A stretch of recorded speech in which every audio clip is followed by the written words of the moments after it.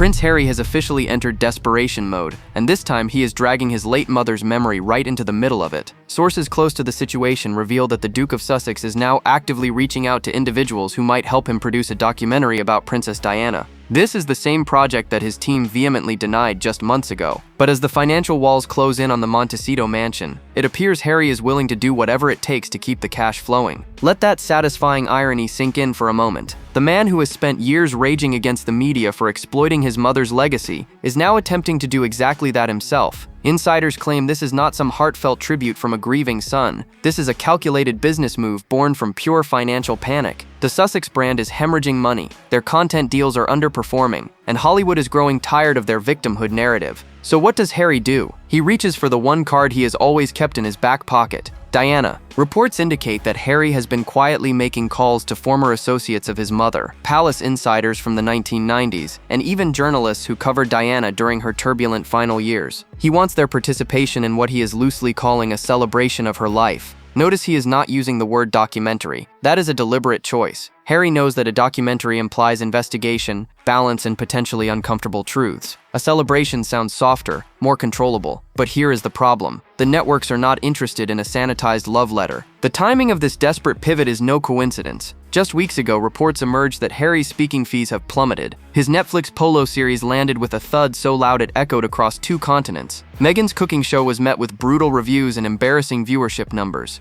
Their Archwell Foundation continues to raise eyebrows over its spending versus its actual charitable output. And to top it all off, they just lost their 11th publicist in 5 years. 11. That is not bad luck. That is a pattern. So now Harry finds himself at a crossroads. The lucrative deals that once seemed endless are drying up. The invitations are fewer, the relevance is fading, and in that moment of creeping irrelevance, he has turned to the one name that still carries global weight: Diana, Princess of Wales. His mother's memory has become his emergency fund. But what Harry fails to understand is that this move comes with enormous risks. Unlike the carefully curated content he has produced before, anything involving Diana will face intense scrutiny. The British public, the Commonwealth, and royal watchers around the world will not tolerate a one-sided fairy tale. They want truth, they want balance, and most importantly, they want respect for a woman who can no longer speak for herself. But that was just the beginning of Harry's problems, because the real question is whether anyone will actually agree to participate in his mother's monetization. The financial pressure on Harry and Meghan has reached a boiling point, and the numbers do not lie. What was once a seemingly endless stream of multi-million-dollar deals has slowed to a trickle. The Sussex empire, built on bombshell interviews and Netflix exclusives, is now running on fumes. Industry insiders claim that Harry has been reduced to hawking speaking appearances for around $100,000. And here is the truly humiliating part. There are barely any takers. Think about that for a moment. A prince of the British realm, 6th in line to the throne, desperately shopping himself around like a fading celebrity on the corporate circuit. Sources say event organizers are passing on Harry because his talking points have grown stale. How many times can one man rehash the same grievances about his family before audiences stop caring?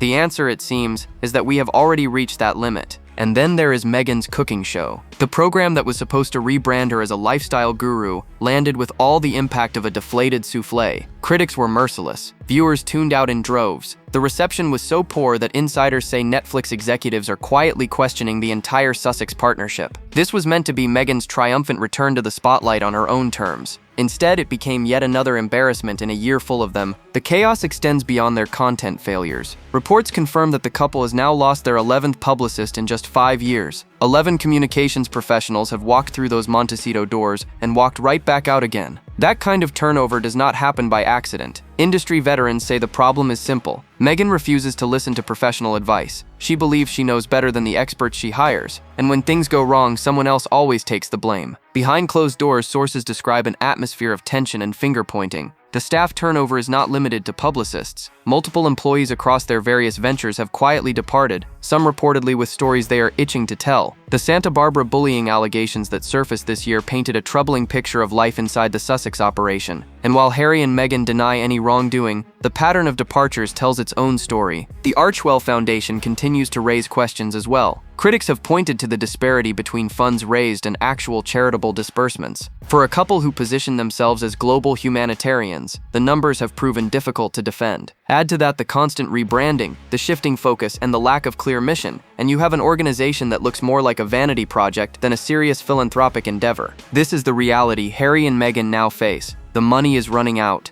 The goodwill has evaporated, the professional support keeps abandoning ship, and somewhere in that crumbling Montecito fortress, a desperate plan involving Princess Diana started to take shape. But the Diana documentary comes with problems Harry never anticipated. Harry wants to control the narrative, he always has, but a Diana documentary presents a problem he cannot spin his way out of. The networks willing to pay serious money for content about Princess Diana are not interested in a sanitized tribute. They want drama. They want revelations. They want the kind of dirt-digging, headline-grabbing content that actually moves the needle. And that is precisely what Harry refuses to deliver. Sources close to the negotiations reveal that Harry has made one thing abundantly clear. He will not allow anything negative about his mother to appear in the project. No mention of her media manipulations, no discussion of her calculated leaks to journalists, no acknowledgement of the complicated woman behind the saintly image. Harry wants a fairy tale. The industry wants reality television. Those two visions are completely incompatible. Here is what Harry fails to grasp. Diana was far more media savvy than he has ever been. She understood the game in ways her youngest son still does not. Diana showed up at the Sun newspaper's Christmas party because she wanted to keep them on her side. She orchestrated photo opportunities that made her look sympathetic while her husband appeared cold. She gave that infamous Panorama interview knowing exactly what it would do. Diana played the press like a violin. Harry just complains about them. The problem deepens when you consider who would actually participate in this project. Former palace staff who knew Diana have already given interviews over the years. Journalists who covered her have written books and appeared in countless documentaries. What new perspective could Harry possibly offer that has not already been explored? The answer is his own, and that is where things get dangerous. Any documentary that features Harry speaking about his mother will inevitably become about Harry himself, his grievances, his trauma, his endless need to process his childhood in public. Networks know this. They have seen it before with Spare and the Oprah interview.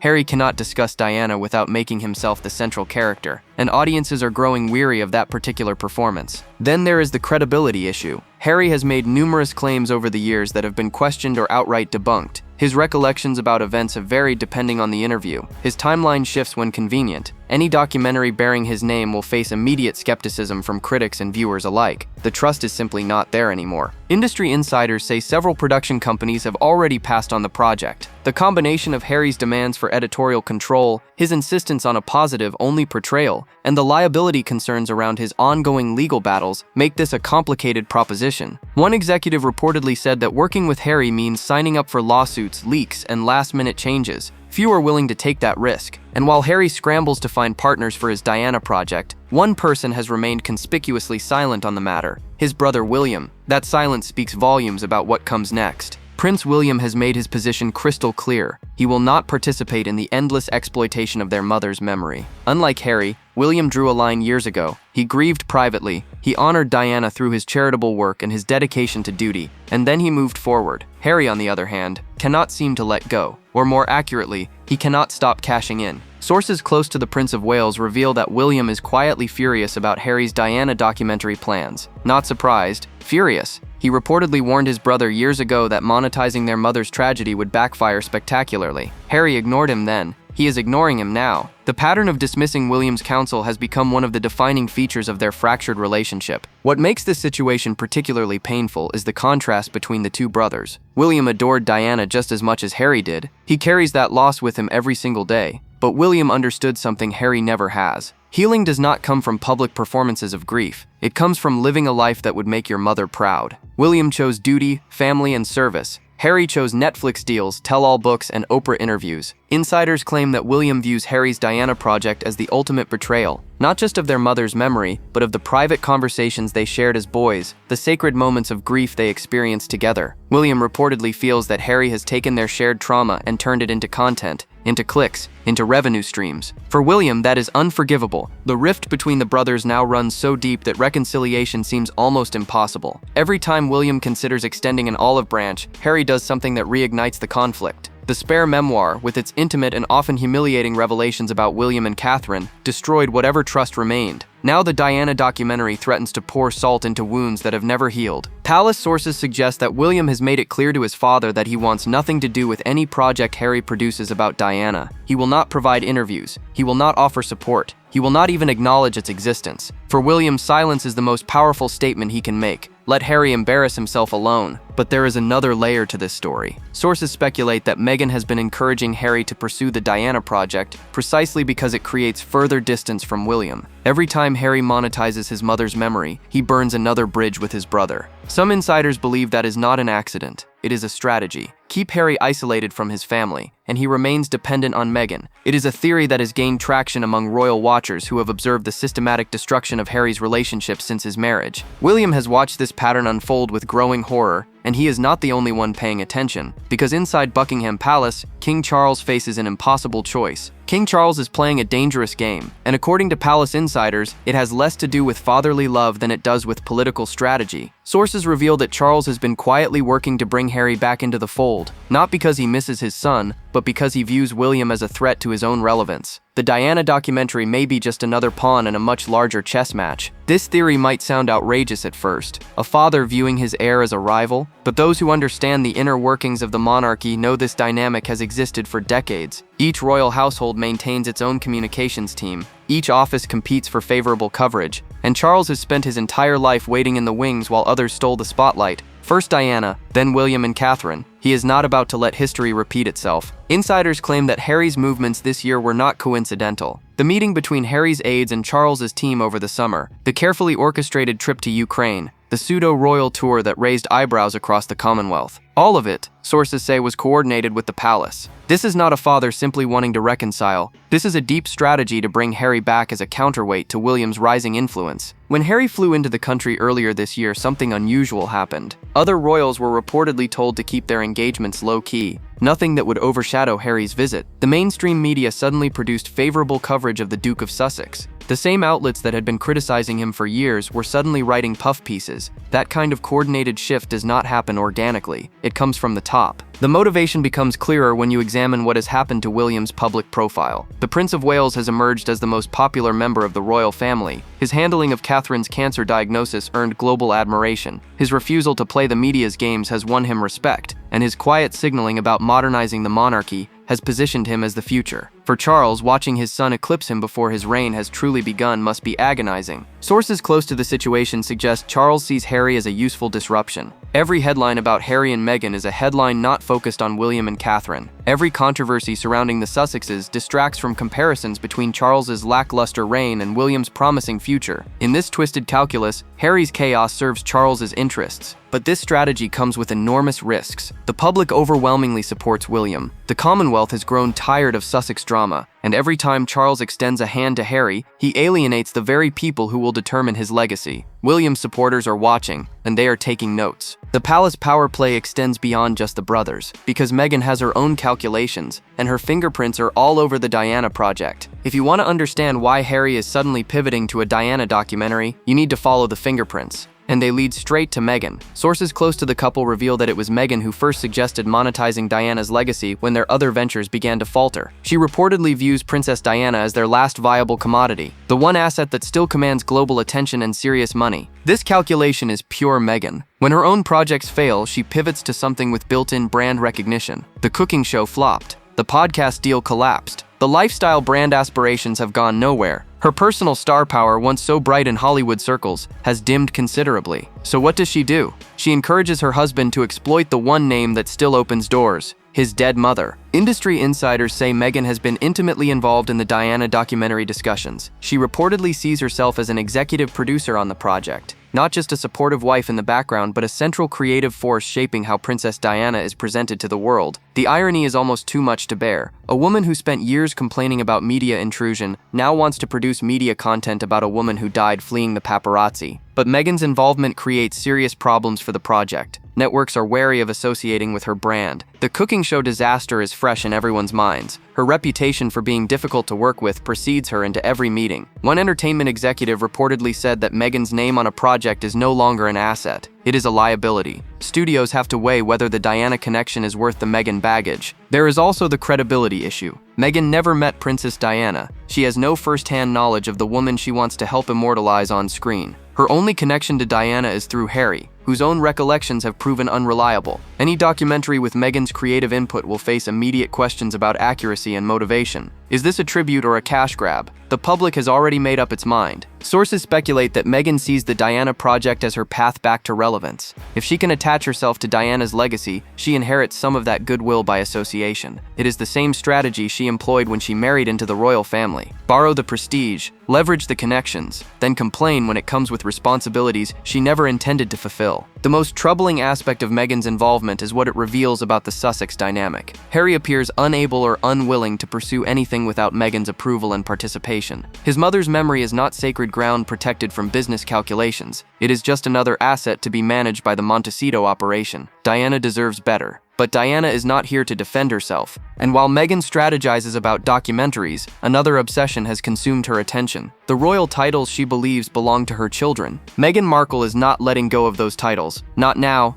not ever. Sources reveal that she has been calling the palace repeatedly, demanding assurances that her children's royal designations will remain intact after King Charles passes away. The desperation in these calls is palpable. For Meghan, those titles represent everything she believes she is owed, and she will fight to keep them with every ounce of energy she has. The situation has taken a disturbing turn. Insiders claim that Meghan has been comparing her children unfavorably to Princess Charlotte. According to sources, she views it as fundamentally unfair that Charlotte gets to use her princess title, while Archie and Lilibet face any scrutiny whatsoever. Reports suggest Meghan has gone so far as to call the situation racist. She apparently believes her children are being punished for their heritage, while William's daughter enjoys privileges denied to her own. Let that sink in for a moment. Princess Charlotte, a 9-year-old girl, is now being dragged into Meghan's grievance narrative, a child who has done nothing except be born into a family Meghan voluntarily joined and then abandoned. The audacity of targeting a little girl to advance your own victim narrative is breathtaking. But for Meghan, no one is off limits when her interests are at stake. Here is what Meghan either does not understand or refuses to accept. Royal titles are not a birthright. They belong to the British monarchy as an institution. They are bestowed at the pleasure of the reigning monarch and can be removed just as easily. King Charles could strip those titles tomorrow with a simple letter patent. The fact that he has not done so is a testament to his weakness, not to any legal protection the Sussex children enjoy. The title drama took another twist when reports emerged about who encouraged Harry and Meghan to cling to these designations. Princesses Beatrice and Eugenie, still closely tied to the Sussexes, reportedly advised them that keeping the titles would benefit the children long term. They framed it as providing access, opportunities, and a clear position within the royal structure. In other words, keep the door open for a return that may never happen. Meghan has latched onto this advice with both hands. Sources say she believes the titles are her insurance policy. As long as Archie and Lilibet remain prince and princess, Meghan maintains a connection to the institution she claims to despise. It is the ultimate contradiction. She wants all the prestige of royalty with none of the obligations. She wants the titles without the duty. She wants the crown without the country. Palace insiders say the Queen was furious when they named their daughter Lilibet, using her private childhood nickname without permission. That anger has not been forgotten, and as Meghan continues to demand assurances about titles, she may be accelerating the very outcome she fears most. Because King Charles faces mounting pressure to act, and his weakness is becoming impossible to ignore. King Charles has a problem, and that problem is himself. Despite mounting public pressure to strip Harry of his titles, despite the endless provocations from Montecito, despite the damage being done to the monarchy's reputation, Charles refuses to act. His weakness has become the defining characteristic of his reign, and it is costing him everything. The contrast with his late mother could not be more stark. Queen Elizabeth understood that being a monarch sometimes meant making painful decisions. When Prince Andrew became an insurmountable liability, she separated her love for her favorite son from her duty to the crown. She stripped him of his military titles. She removed him from public life. It was brutal, it was necessary, and it preserved the institution she had devoted her life to protecting. Charles appears incapable of that same resolve. Sources say he genuinely wants to reconcile with Harry. He dreams of family dinners and healed relationships, but those dreams are fantasies that ignore reality. Harry has shown no willingness to change. He continues to attack the royal family in interviews. He pursues legal action against British media outlets. He monetizes every private moment he can remember or misremember, and still Charles hopes for reconciliation. Palace insiders describe a king who wants to please everyone. He wants to be a good father to Harry. He wants to support William. He wants to maintain relationships with Andrew and his daughters. He wants the public to love him. But in trying to please everyone, Charles stands for nothing. His inability to make hard choices has left the monarchy drifting without clear direction. The situation with Andrew perfectly illustrates this weakness. Charles had years to deal with his brother decisively. Instead, he dithered. He hoped the problem would resolve itself. When he finally acted, it was too little too late. The announcement came from Andrew himself, not the palace. It satisfied no one, and just weeks later, Charles had to take further action anyway. The half measures only prolonged the embarrassment. William has watched this pattern with growing frustration. Sources say the Prince of Wales has repeatedly warned his father about Harry. He has counseled decisive action. He has argued that strength, not appeasement, is what the monarchy needs. But Charles does not listen. He remains convinced that he can somehow thread the needle between his sons. He cannot. The public is losing patience. Polls consistently show that overwhelming majorities want Harry and Meghan stripped of their titles. They want consequences for the couple's behavior. They want a king who will defend the institution he inherited. Instead, they have a monarch who seems more concerned with his youngest son's feelings than with his own legacy. Charles's weakness emboldens Harry and Meghan. Every time they provoke without consequence, they learn that there are no boundaries. Every unanswered attack invites another. The Diana documentary is just the latest example. Harry knows his father will not stop him, and that knowledge makes him dangerous. But a reckoning may be coming sooner than anyone expects, because Charles is planning a trip to America. King Charles and Queen Camilla are reportedly planning a state visit to the United States in April. It would be the first by a reigning British monarch in almost 20 years, since Queen Elizabeth accepted an invitation from George W. Bush in 2007. The timing is deliberate, the stakes are enormous, and the question on everyone's mind is whether Harry will try to engineer a meeting with his father on American soil. Sources close to the palace say Charles does not want that meeting to happen, not because he lacks affection for his son, but because it would transform the entire visit into a circus. The moment Harry appears, the carefully planned diplomatic mission becomes a soap opera. Every camera would pivot from trade discussions and soft power diplomacy to family drama. The headlines would write themselves, and Charles knows it. The trust between the two camps has collapsed entirely. Any meeting would require extensive negotiations between their respective teams. It would need to be carefully staged, probably rushed, and almost certainly leaked to the press before it happened. Sources say palace advisors have warned Charles that even a brief encounter with Harry could overshadow everything else he hopes to accomplish. The risk simply is not worth it. Prince William is also expected to travel to America later in the year for the World Cup. As president of the Football Association, his attendance makes perfect sense, but his trip creates another potential flashpoint. Will Harry attempt to insert himself into William's visit as well? Will he show up uninvited to events, hoping for a photo opportunity that suggests reconciliation? The palace is already gaming out scenarios to prevent exactly that kind of ambush. The American visits highlight the extraordinary position the royal family now finds itself in. They cannot travel to a country where a member of their own family lives without worrying about interference. Harry and Meghan have transformed themselves from assets into obstacles. Every royal trip to the United States now requires contingency planning for Sussex disruption. Insiders say Meghan would love nothing more than to engineer some kind of meeting between Harry and Charles during the April visit. It would validate their position. It would suggest the family rift is healing on their terms, and it would provide content for whatever project they are working on next. The Sussex team is reportedly already strategizing about how to maximize exposure from the royal visit, even if they are not officially included. But the palace has learned hard lessons about underestimating Harry and Meghan. The Oprah interview blindsided them. The Netflix documentary caught them off guard. They will not be caught unprepared again. Sources say William in particular has insisted on robust planning to ensure his American appearances cannot be hijacked by his brother. The days of hoping Harry will behave are over. The American showdown represents everything broken about this family. A father who cannot visit his son's country without fearing ambush. Brothers who require security protocols against each other. A monarchy at war with itself. And through it all, the question of legacy hangs heavy over everyone involved. When historians write about King Charles's reign, what will they say? That he inherited a stable monarchy from his legendary mother and promptly let it fracture? That he chose appeasement over action? That he prioritized his troubled youngest son over the institution he was sworn to protect? The legacy question haunts everything Charles does now, and the answer is not looking favorable. Charles finds himself sandwiched between two defining eras. Behind him stands Queen Elizabeth, whose 70-year reign represented stability, duty, and unwavering commitment to the crown. Ahead of him waits William, who has already signaled his intention to modernize the monarchy in bold and potentially controversial ways. Charles risks becoming a footnote,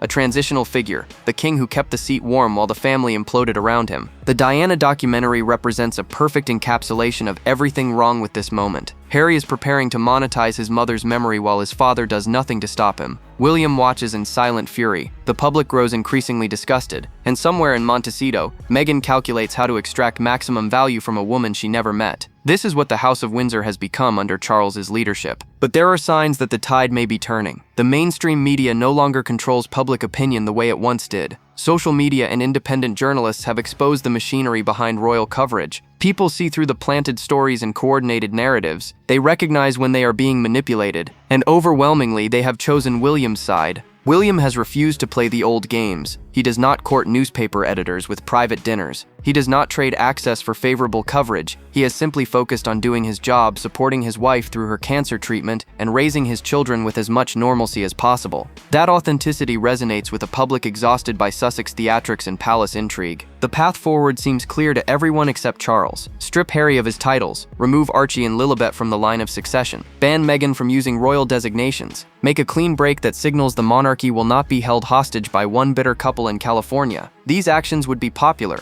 They would be decisive. They would restore faith in the institution. Instead, Charles dithers. He hopes. He waits for a reconciliation that will never come on acceptable terms. And with every passing month, his reign grows more forgettable, more chaotic, more defined by what he failed to do, rather than what he accomplished. Harry's exploitation of Diana's memory may prove to be the final insult. The moment Charles should have acted but chose weakness instead. The breaking point that historians will identify as the beginning of the end. Or perhaps the moment William finally steps forward and takes control of a situation his father cannot handle. One thing is certain, this story is far from over. Drop your thoughts below. Like, subscribe, and stay tuned. The next video is waiting, and you will not believe what is coming next.